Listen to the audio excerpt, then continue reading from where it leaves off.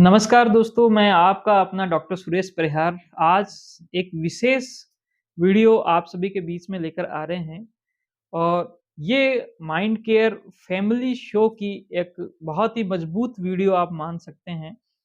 हो सकता है कि आज जैसे मेरे साथ में मेरे जो अ, हॉस्पिटल के जो साथी हैं, वो भी यहाँ पर बैठे हैं और साथ में हमारे जो काउंसलर हैं, वो भी अभी इसी वक़्त मौजूद हैं। तो हम सब ने बहुत ही एक अच्छे से डिस्कशन किया पिछले 30 मिनट में कि कैसे हम एक जो बहुत ही बड़ी समस्या है, जो कि घर के अंदर उस घर को घर बनने में बहुत ही ज़्यादा विरोध कर रही है। एक बहुत ही बड़ी समस्या, उस घर को वापस मकान बना रही है। एक जो जो परिवार है, वो हमारे भारत देश का एक सपना था, सपना है और सपना रहेगा कि यहाँ पर सभी जो लोग हैं वो परिवार में रहे और जो इंसान पारिवारिक इंसान है, उसको सदियों से हमारे यहाँ पर बहुत ही एक अच्छा माना जाता है। तो हम उस परिवार को कैसे बचाएँ? उस परिवार को कैसे ज़्यादा मजबूत करें? ऐसे क्या कारण जिनकी वजह से परिवार जो है वो बिखर जाता है और ऐसे कारण जिन कारणों को समझना हमारे बहुत ही आसान है। कोई भी पक्ष, भले ससुराल पक्ष हो, भले जो पीहर पक्ष हो, वो नहीं चाहता कि वो जो परिवार है वो बिगड़े, परिवार बिखरे। लेकिन हम न चाहते हुए भी अनजाने में हमसे बहुत सारी ऐसी गलतियाँ हो जाती है, जिन गलतियों की वजह से जो परिवार है उसकी एकता में, उसकी स्ट्रेंथ में, उसकी जो ताकत है वो कमज़ोर हो जाती है और उसमें वो गलती वो हम खुद करते हैं। और वो क्या गलतियाँ हैं? 5 प्रकार की चीज़ें मैं आप सभी के बीच में रखूँगा और उम्मीद करता हूँ कि आप उनसे बहुत अच्छे से समझोगे। दोस्तों, सबसे पहले ये बात समझना बहुत ज़्यादा ज़रूरी है कि किसी भी परिवार को एक रखने में सबसे बड़ा जो योगदान है, परिवार के अंदर का जो एक स्ट्रेंथ है, वो माँ की होती है। जो माँ है, वो इस परिवार की यूँ माने कि जड़ें हैं। दोस्तों, माँ की जो पावर है, ये और ज़्यादा बढ़ जाती है, जब उसकी जो बेटी है, वो उसके घर से विदा हो जाती है। उसके घर से बेटी का विदा होना, वो उसके लिए एक प्रकार से बहुत ही बड़ा इमोशनल घटना होती है। लेकिन उसके बाद में जब बेटी विदा हो गई, जब वो जो शादी के इवेंट के सारे जो प्रोग्राम हो गए, 2 महीने, 3 महीने और 6 महीने का जब वक़्त बीत गया, उसके बाद में वहाँ पर जो भी घटनाएँ होती है ससुराल पक्ष के अंदर, उस बेटी के साथ में जो भी व्यवहार होता है, वो व्यवहार बहुत ही अच्छा होता है, उस व्यवहार में कहीं भी कोई कमी नहीं होती है। लेकिन उस व्यवहार के अंदर भी छोटी-छोटी चीज़ों को नोटिस किया जाने लग जाता है। और अगर वो जो छोटी-छोटी बातें हैं, छोटी-छोटी चीज़ें हैं, उन चीज़ों को जब वो बेटी अपनी माँ के साथ में डिस्कशन करती है, तो वहाँ पर गलती नंबर 1 जो है वो उभर कर सामने आने लगती है। और दोस्तों, वो गलती नंबर 1 क्या है? वो है उस माँ का जनरलाइज़ेशन। उस माँ का जनरलाइज़ेशन।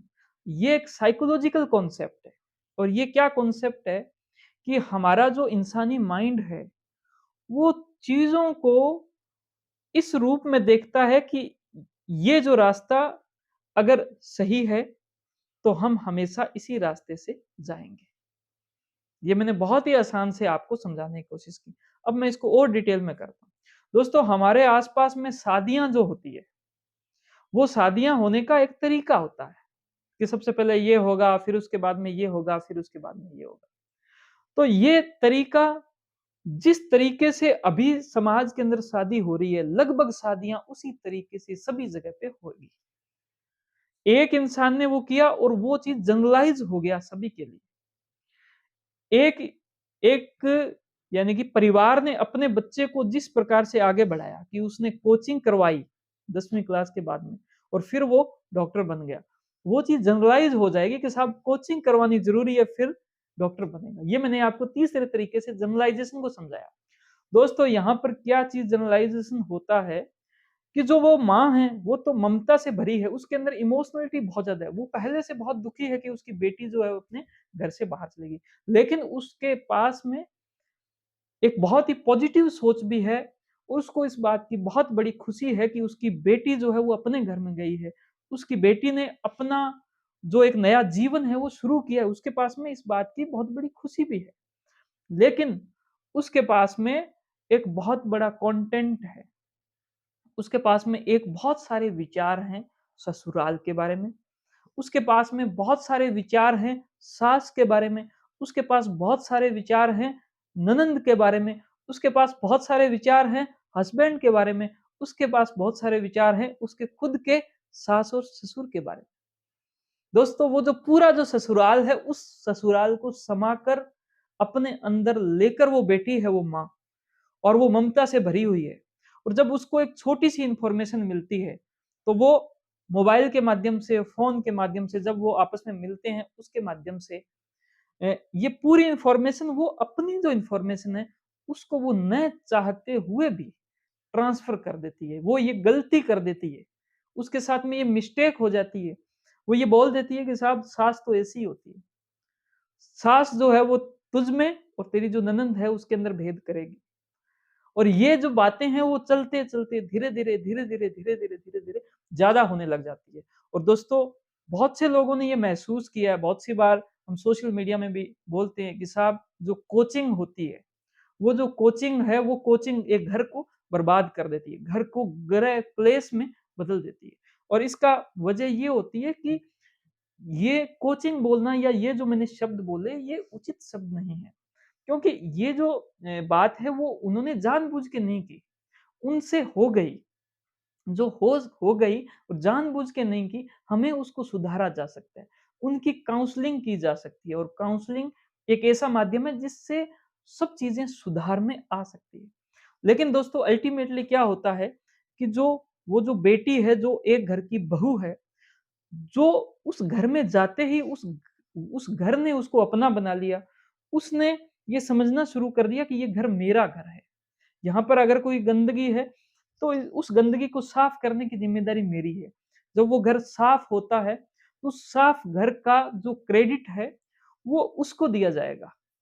ये चीज़ उसने समझना प्रारंभ भी किया था, लेकिन दिमाग के अंदर वो सारे जो नेगेटिव जो कंटेंट है, नेगेटिव जो विचार हैं, वो उसके माइंड में चलने लग जाते हैं। और दोस्तों, देखते ही देखते उसका जो नज़रिया है, उस घर को देखने का जो नज़रिया है, वो बदलने लग जाता है। उसके घर को जो देखने का जो नज़रिया है, वो बदलने लग जाता है। और अब ये नज़रिया इस रूप में आ जाता है कि साहब सास जो है ना, वो तो ऐसी होती है। ननंद जो है ना, वो ऐसी है। घर के अंदर जो माहौल है वो इसी प्रकार से होता है। ससुराल के नाम से उसको डर लगने लग जाता है। दोस्तों, ये बहुत ही बड़ी ज़िम्मेदारी हो जाती है इस वक़्त। सबसे बड़ी ज़िम्मेदारी उसकी उसके हस्बैंड को, उससे भी बड़ी ज़िम्मेदारी जो पीहर पक्ष है। जैसे मेरे अगर मैं बात करूँ, तो मेरी जो बहनें हैं, वो जब ससुराल जाती है, तो उस वक़्त मेरी ये ज़िम्मेदारी है कि मैं अपने घर के अंदर क्या चल रहा है, उसको बहुत अच्छे से मैं उसका आकलन करूँ। मैं मेरी माँ को समझाऊँ कि आपके वक़्त जो परिस्थिति थी वो बहुत अलग थी। उस वक़्त आपके स्तर की जो एजुकेशन थी वो बहुत ही अलग थी। पढ़ाई-लिखाई अलग थी, लोग समझते नहीं थे चीज़ों को। उस वक़्त आर्थिक स्थिति बहुत अलग थी। आर्थिक स्थिति यानी रुपया-पैसा की बहुत ज़्यादा कमी थी, तो स्ट्रेस बहुत ज़्यादा था, चिंता बहुत ज़्यादा थी, छोटी-छोटी बात पे बहुत ज़्यादा कहा-सुनी होती थी। पैसे से बहुत सारी चीज़ों को देखा जाता था, पैसे को बचाने की कोशिश की जाती थी। तो बहुत सारे इश्यूज़ थे। आपके वक़्त ससुराल एक अलग रूप में था, आज का ससुराल अलग रूप में है। आप अपने वक़्त के ससुराल का जो नज़रिया है, वो अगर आज के वक़्त के ससुराल के अंदर डाल दोगे, तो उस ससुराल को एक अलग नज़रों से देखा जाएगा।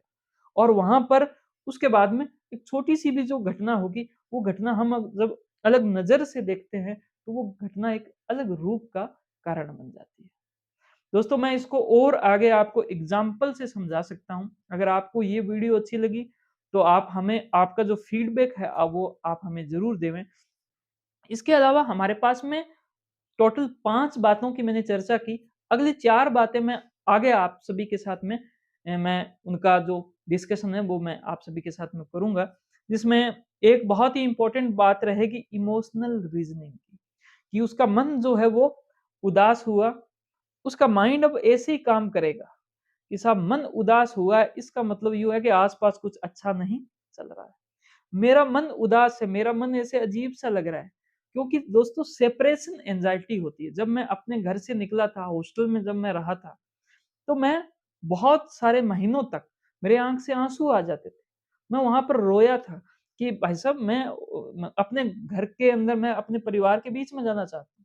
सेपरेशन एंग्ज़ायटी होती है और जब मेरा मन उदास हो गया, अगर मैं वो ये समझता कि जिस हॉस्टल में हूँ मैं, वो हॉस्टल खराब है इसके लिए, ज़िम्मेदार वो हॉस्टल है, तो मैं उस हॉस्टल को कभी भी अपना नहीं बना सकता था। अगर मैं हॉस्टल को अपना नहीं बनाता, मैं वहाँ पर नहीं रहता, मेरी पढ़ाई अच्छी नहीं होती, तो मेरा पूरा जो जीवन है वो डिस्टर्ब हो जाता। लेकिन हमने इस कष्ट को सहन किया कि हॉस्टल के अंदर कोई दिक्कत नहीं है।